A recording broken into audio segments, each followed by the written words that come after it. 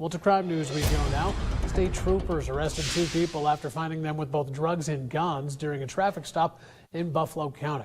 A trooper stopped 36-year-old Pajo Rowe of California for driving about 100 miles an hour on the interstate near Shelton. During the stop, a search recovered 2 handguns, 2 sets of brass knuckles, suspected ecstasy, hydrocodone, codeine, and even marijuana. They also found 3 kids inside the car. Rowe and his passenger, Leanne Feliciano of Ohio, are now facing a variety of charges. All 3 kids, though, are now in protective care.